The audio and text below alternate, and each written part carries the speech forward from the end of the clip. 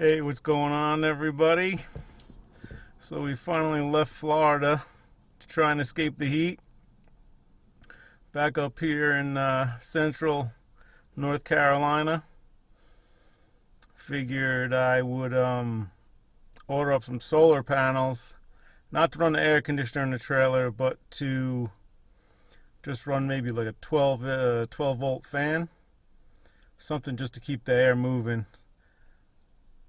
Been up here for a couple days. It's actually just as hot as Florida. The temperature before I drove over here was 102, and it is 4 p.m. just about. I think it's 3:30 actually. So earlier today, solar panels were delivered. Just want to let you see those. Open up the box, take a look. We're going to be putting them on the roof. I have no idea how. I'm going to have to get up 5 a.m., start work at 5 a.m. just because it is brutally hot. The last couple days up here has been 100 degrees. The humidity is actually low today. It's 34% humidity, but when I first got here, it was like 70% humidity. No thunderstorms, just pure sun and heat. Let's take a walk outside, show you around the storage place where I got the trailer stored.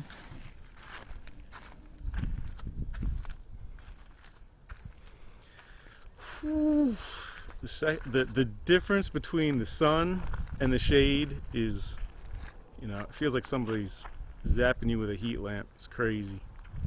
So here we are, storage. Behind me we got the box. Brought the ladder over with me because we're gonna have to be going up on the roof here, which is just, I've been up on the roof before in the summer, and you actually cannot go up on the roof after a certain time in the summer because it's just too hot. You put your elbow down, you put your knee down, and you're just gonna melt. It burns you, literally. So I'm gonna switch the camera around here, give you a front view so I can see the camera when I'm actually taping, and just give you an idea of these 2 solar panels, 200 watts. I believe it's Sun Gold Power is what it's called. Okay, so here we go. I already cut it open for you because I only got one hand here to open this all up for you. Let's go down. Nice little protection here. Box was all bashed up when it showed up, so I hope everything's all right. Yeah, there was definitely some dents in the box. I don't think there's even anything written on here that says fragile, but solar panels are fragile. So you got the connectors coming out of the panels. Then I'm going to have to connect those to what we got right here, which is quite important. The charge controller. Charge controller is going to show me how much voltage is coming in from the panels with the sun hitting them. It's going to also show me how much voltage, how much amps I'm also using when I have, say, a fan running or a light running or the water pump running. But these should be good enough to definitely power my 82 amp hour marine battery that is right back here, which it's probably actually, I think it goes down about 1% per day is what I read on the internet. So I'm actually kind of scared to one hand open these. I'll try and flip one over for you here. So there you go. There's 2 of these. It's 200 watts, so that means this first panel is 100 watts. Another panel right underneath it, under that cardboard. Pretty thick. You know what I'm not seeing though? That yes, I do have them. So this is what, wow, it's so bright out here I can't see the camera. These are the Z. So this is what's going to hold the actual, right in these, it's hard to see. It's going to hold these two. It's going to hold it to the roof. So this has got to go into the roof, which means I got to get some silicone. I also have to get some wires to go. So this goes to this, comes back to this, then this. I have to get some 14 gauge wire to run from this inside the trailer somehow outside to the battery. Should be interesting. So right now we're going to throw this in the trailer. try and keep this to a 15-minute video. Let's take a look in the trailer. So, park this here. Quite expensive, actually. $50 a month just to park this trailer. Cleaned it out. It's such a pain because you got food in here. And it's, I'll tell you some things about what goes wrong at 97 degrees in the trailer. Some things that go wrong. This right here, at 97 degrees, toothpaste turns to water. You open the top and it just shoots out like water. Here's number 2 problem. This is known as deodorant, and it will turn at 97 degrees in this trailer to ice cream. So when you take the lid off, it just comes out like a blob of ice cream. Current temperature in the trailer, we are at, I can't see, what are we looking at there? 104. Yeah, it's brutal in here, and that's with the shades all closed. Airing out the fridge, took the beers out. We do have the vent open, but it's doing nothing. So, alright, I'm going to throw all the solar stuff in here with the ladder because I don't want to leave it outside overnight. And then I'm going to figure out how I'm going to get up on the roof in the back here. It's going to go up on the roof back here. I'm going to have to make a hole somewhere to mount this on the wall up here probably. Then run these wires somehow all the way to the front, down and out to the lovely battery. So I'm going to do that, and I'll be back tomorrow or the next day.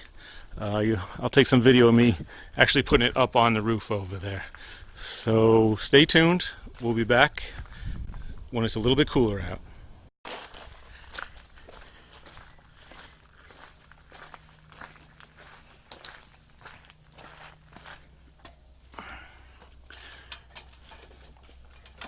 Here we are. Perfect.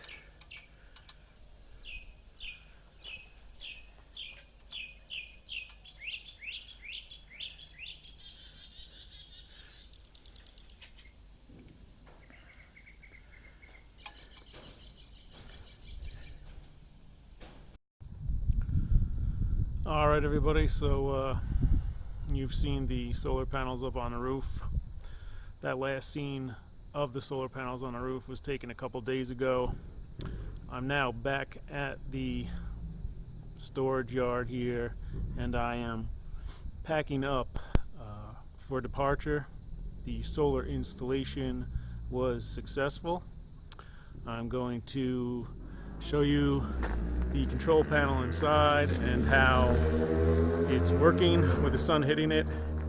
It's not giving out full power because it's about 5 p.m. but it is still giving out some juice to charge the battery. Since the panels have been up there for a couple days, the trailer battery is fully charged, which I'm very happy about. That means when I park in parking lots at night or wherever I park, I will have some electric, and I don't have to worry about the battery going dead unless there's no sun for, I would say, about a week. That's about how long it takes to kill the battery. Let's take a walk over here. Before I go inside, I just want to give you an idea where I ran the wires down the side of the trailer. So over here, you're going to see a compartment. This compartment right here actually is right behind the fridge. And inside this compartment right behind the fridge is the propane power for the fridge. So the fridge in this trailer runs on propane or electric. Does not run on the battery. I mean external electric, 120 volts. Or as you can see right here, this is like the flue for the propane flame that somehow, I have no idea how, turns propane into an ice cold fridge. But these wires right here, the black and red, run from the roof. And you see that vent cover up there? I took that off. ran the wires straight down, and they are right here. They actually make a detour through the wall right here. And let me take you inside. Okay, so we're in the trailer. I'm going to show you the lovely controller. I have the fan going right now.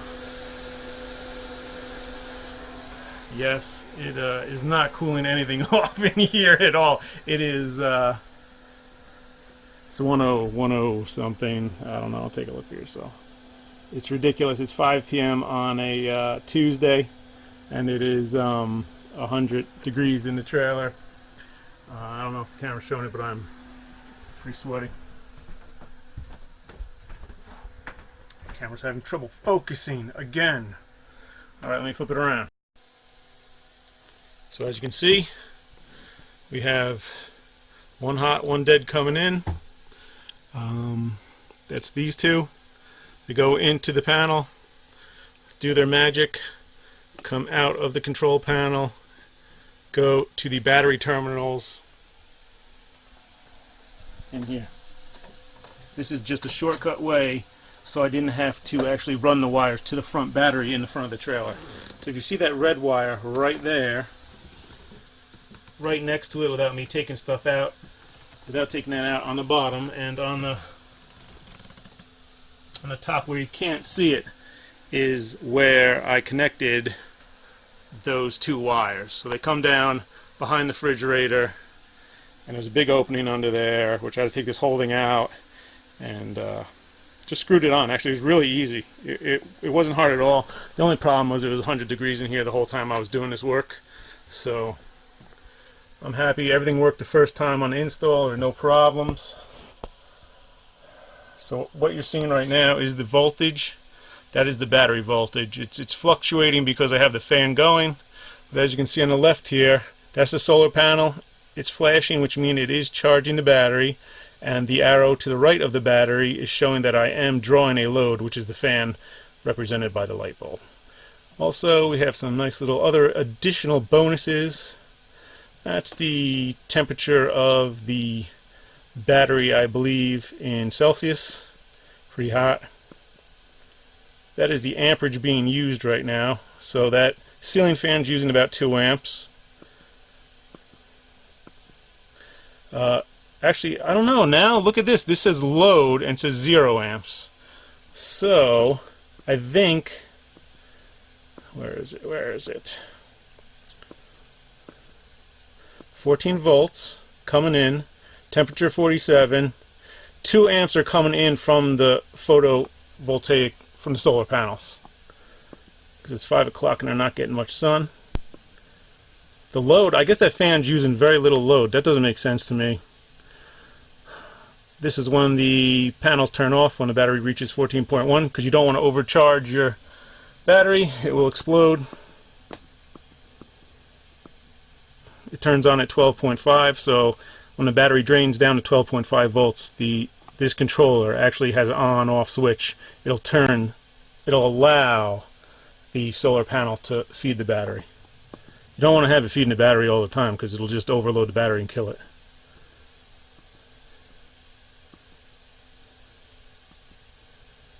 And that's it. Very simple.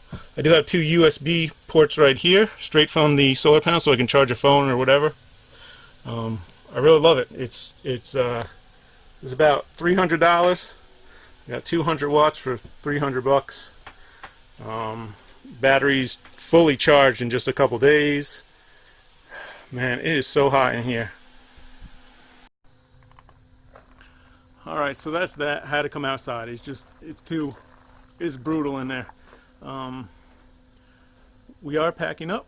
We're going to South Dakota, the Black Hills of South Dakota. Humidity will be a lot less. Current temperature there today is 82, so I'm actually very pleased with that. Low humidity 80s in the pine trees and the hills. I can do that. I can't do what's going on here. This is tobacco fields, ridiculous amount of heat, and it's just brutal. Brutal.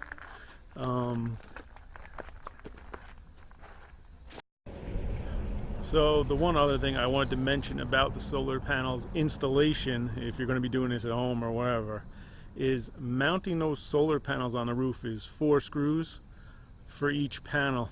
And what I tried to do was find if there was beams going across the roof, something really hard to screw the panels into.